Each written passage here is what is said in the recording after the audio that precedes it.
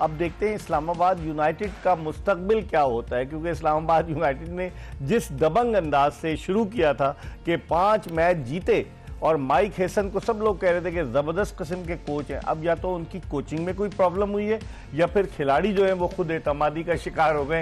ये $1 million question है। आज खबरें आ रही हैं कि पाकिस्तान क्रिकेट बोर्ड के ने जो 4 मई तारीख दी थी कोचिंग के लिए दरख्वास्त देने की, उस तारीख में जो है वो मिसबाउल हक ने भी अप्लाई कर दिया है, अब्दुल रज़ाक का नाम भी आ रहा है और उसके अलावा सकलैन मुश्ताक तो थे ही पहले भी रेस में शामिल, माइक हेसन का नाम भी आ रहा है। अब यूनुस खान ने अप्लाई किया है नहीं किया ये हमसे पूछेंगे, लेकिन बहुत सारी चीज़ें आ रही हैं और अभी सिलेक्शन कमेटी टीम का ऐलान भी करेगी, तो अब देखते हैं क्या होता है। लेकिन माइक हेसन की जो परफॉर्मेंस है कि 5 मैचेस जीते और फिर 4 मैच हार गए, तो उस परफॉर्मेंस की बेसिस पर, क्योंकि एक लॉबीज, मुख्तलिफ लॉबीज काम करती हैं और हेसन के लिए भी कोई ना कोई लॉबी ज़रूर काम कर रही है, सब लोग समझते हैं। खुर्रम, क्या देखते हैं आप, कोच बन जाएगा, कौन बनेगा? यूनुस से इसलिए नहीं पूछ रहा कि ये अगर खुद इनका कॉन्फ्लिक्ट ऑफ इंटरेस्ट ना हो जाए, आप बताएं कौन कोच होना चाहिए? बनना चाहिए जब अफगानिस्तान हमारे इतने बड़े नाम को कर रही है हायर, ये नहीं कि साथ बैठे या मेरे बड़े, मैं रियलिस्टिक बात कर रहा हूँ, मेरे को बटरिंग का शौक नहीं है, सब जानते हैं।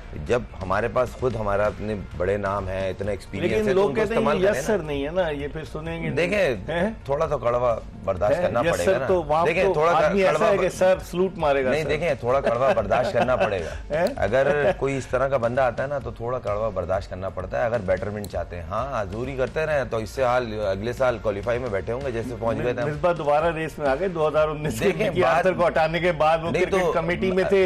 थोड़ा कड़वा लगेगा, शायद वो मुझसे नाराज भी हो जाए। असल में काम वहीं से शुरू हुआ, सरफराज को उन्होंने हटाया था ना 2019 में। अच्छा खासा चल रहा था सेटअप, वर्ल्ड नंबर 1 थे, 11 सीरीजें हैं, फलाना ये वो, एकदम से हटे और उसके बाद अभी तक स्ट्रगलिंग फेस में है। बीच में क्वालिफाई राउंड तक पहुंच गए थे और यही हाल रहा ना तो अगले साल क्वालिफाई खेल ली पाकिस्तान टीम। यूनुस कैसे देखते हैं आप अभी जो माइक हेसन की परफॉर्मेंस है?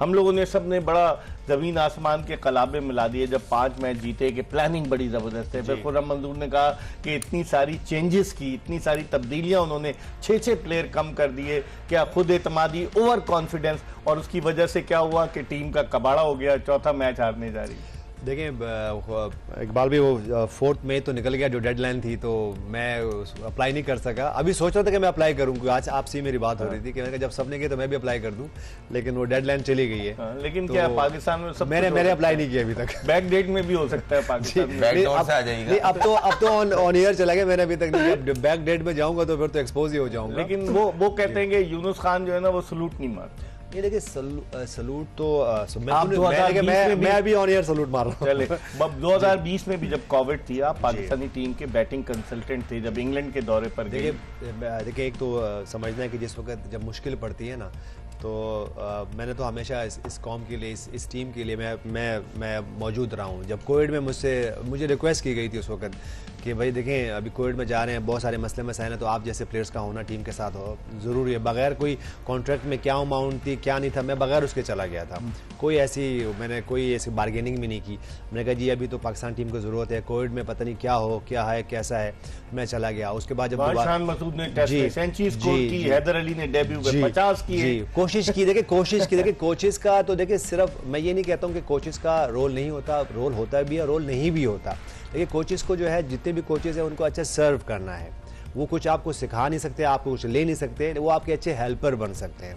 तो जहाँ तक आप माइक हेसन की बात कर रहे हैं, तो मैंने ही सबसे पहले ये बात की थी, लॉबीज़ की तो मैंने ही शुरू की थी कि इस वक्त देखें हमें ये लग रहा है कि वहाँ पे सलमान अली आगा भी मौजूद हैं, वहाँ पे शादाब खान भी मौजूद हैं, तो बाज़ वक़्त ये लॉबीज़ की बात होती है। अगर मैं उनकी जो उन्होंने जो डिसीजन लिए तो आपके सामने हैं।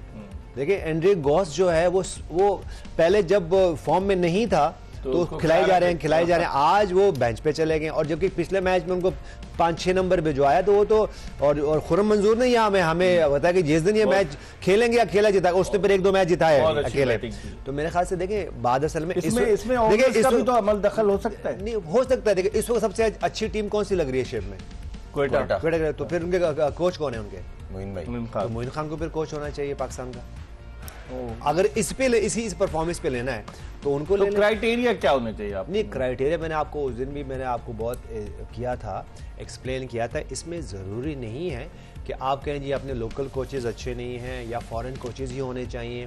देखें ये आप जरूरी नहीं है कि दोनों कोचेज अच्छे हों या बुरे हों। आपको वो कोच चाहिए जो कि न्यूट्रल हो सबसे पहले, उनको इंटरनेशनल क्रिकेट का पता हो, उनके अपनी पसंद पे नहीं है कि मैं तो देखें जी मैं तो आता था तो मैं इस तरह करता था तो इस तरह होना चाहिए। नहीं, मॉडर्न एरा में जिस तरह की जो टेक्निक्स चल रही हैं, फिटनेस चल रही हैं, उससे अवेयर हो वो, उनको पता हो कि फ्यूचर प्लानिंग कैसे करनी है, और उनके पास अच्छा ये भी बड़ा आसान है कि मैं आऊंगा तो मैं अपना ही पूरी एक टीम लेके आऊंगा, नहीं ऐसा भी ना हो।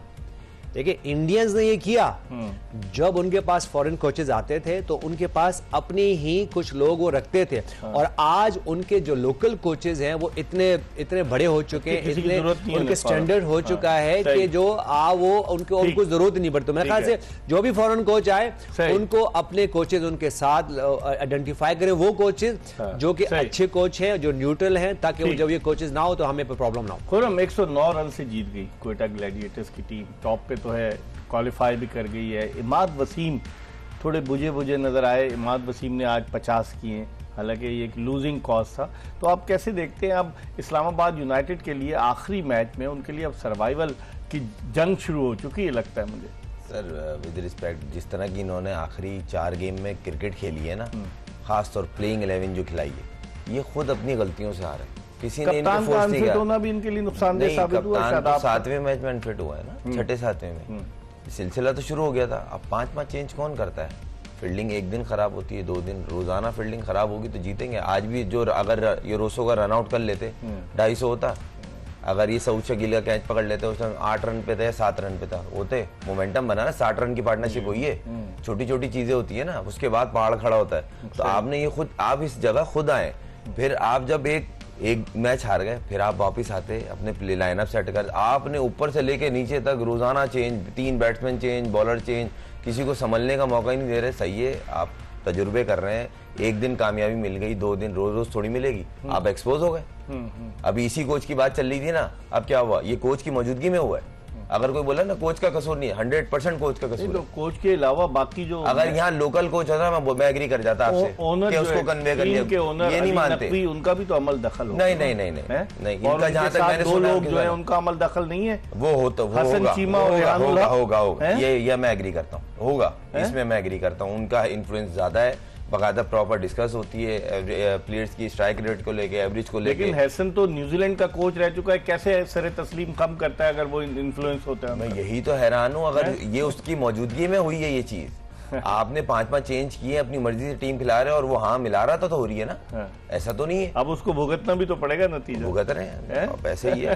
अब ये गलती करोगे तो आप टॉप 4 में नहीं है, मुझे तो नहीं दिख रहा। और जिस तरह इनका आखिरी मैच पता है किससे? कराची किंग से। यूनुस कराची किंग से आखिरी मैच है इनका। इकबाल भाई, मैं इस पे आपको थोड़ा सा और आगे करता हूँ कि आप मुझे बैकडोर पे मुझे ऑफर करें कि मैं आपको जो है ना एक्सप्रेस न्यूज चैनल का स्पोर्ट्स का हेड बना रहा हूँ, आप मुझे ऑफर करें अभी, और मुझसे कुछ भी खिलवा लें यहाँ पे आके। नहीं ऐसा नहीं, आप नहीं, मैं आपकी बात कह रहा हूँ, पॉइंट समझे आप, पॉइंट समझना है आप, मैं आपको पॉइंट समझ रहा हूँ। आप कह रहे हो ना कि माइक हैसन क्यों नहीं बोल रहे? आप मुझे अभी ऑफर करें, फिर मुझे देखें, मुझे पता है कि मुझे कम से कम यहाँ से 50-60 लाख रुपए मिलेंगे, ठीक है, और मैं और आप भी मेरे अंडर हो जाओगे, द ग्रेट मिर्जा इकबाल भी मेरे अंडर में हो जाएंगे, तो मुझे फिर जो बुलवाने बुलवा लें अभी। तो ये आपने अच्छा पॉइंट दिया, ये वो पॉइंट है जो कि आपको समझने हैं। हमने ये बात की थी पहले भी कि देखिए जब वहाँ पे हसन चीमा बैठे हुए हैं, रेहान में लोग बैठे हुए हैं, दूसरे बैठे हैं, तीसरे बैठे हैं, तो बाज़ आपको कहीं ना कहीं सेक्रीफाइस करना पड़ता है।